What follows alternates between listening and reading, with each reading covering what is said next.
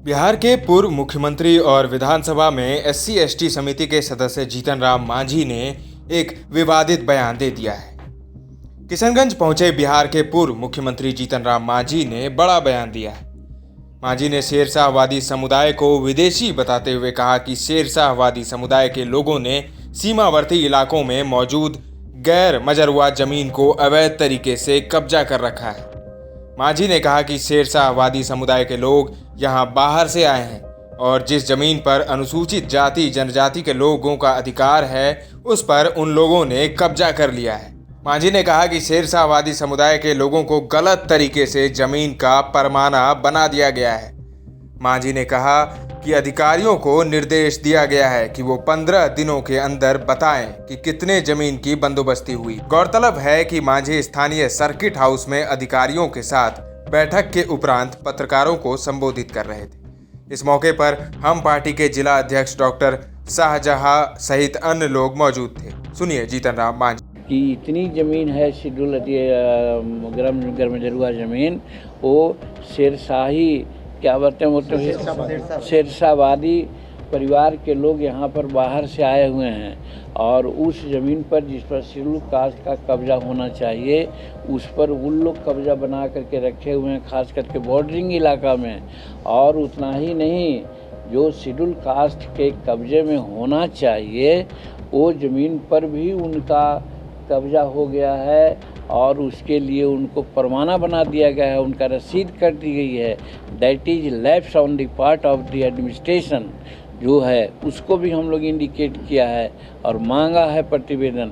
हम लोग गांव-गांव नहीं जा सकते हैं, लेकिन कुछ सवालात आए हैं उसको उन लोगों को इंडिकेट किया है कि आप बताइए कि यहाँ कितनी ज़मीन वैसी है जिसको कि बंदोबस्त किया जा सकता है, वो तीनों प्रकार की ज़मीन, और कितने ज़मीन ऐसे हैं जिनको आप बंदोबस्त किया है और दूसरे लोग को भी उसका रसीद काट दिए हैं और वो कब्जा में हैं, डिस्पोजेस कर दिए हैं हमारे शेड्यूल कास्ट और शेड्यूल टाइप्स के, उसका भी हमको डाटा बताइए। ये पूछा है, वो 15 दिन के अंदर देंगे, उसका रिपोर्ट हम लोग विधानसभा में देंगे।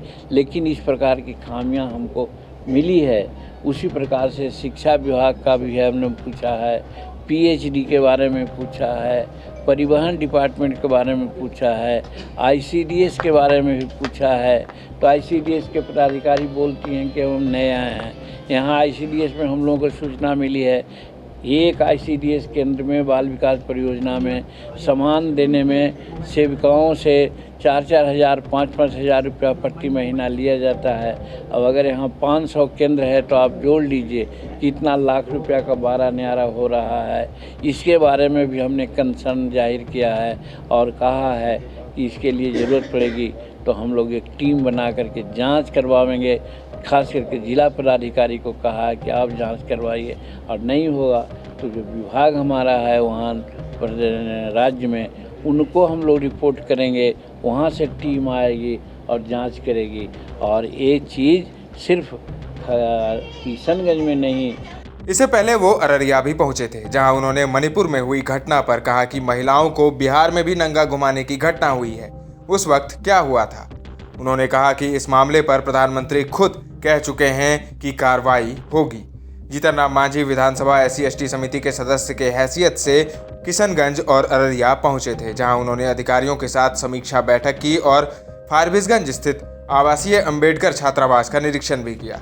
जीतन राम मांझी ने कहा कि अररिया में कन्विक्शन रेट 0 है, जो सही बात नहीं। उन्होंने अधिकारियों को इस बाबत कई दिशा निर्देश भी दिए हैं।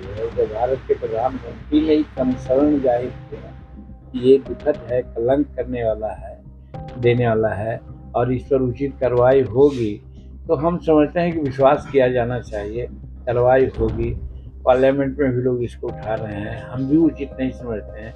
लेकिन वही की ये घटना सिर्फ है सो बात नहीं। बिहार में भी ऐसा हुआ था कि नंगे पकड़ करके घुमाया गया था महिलाओं को। उस समय क्या हुआ था, यहाँ बहुत तरह की बातें होती रहती। वो रिपोर्ट बोले थे कि हम देंगे, अभी रिपोर्ट हम लोग नहीं देख सकते, लेकिन हमको जैसा बताया गया है कि यहाँ पर बहुत सी जमीन शेड्यूल कास्ट के बंटवारा के लिए सीलिंग का, भूटान का और बिहार सरकार का है जिसको बांटा जाता है। ये सब समस्याओं पर हम लोगों ने विचार किया और अब इस समिति को यहाँ से हम बंद करके मांझी अब एनडीए का हिस्सा हैं और आगामी लोकसभा चुनाव की तैयारियों में जुट गए हैं। एनडीए में जाने के बाद मांझी का अंदाज, रंग रूप और तेवर भी बदल गया है। दर्श न्यूज के लिए अररिया से अरुण कुमार और किशनगंज से जियाउर रहमान खान की रिपोर्ट।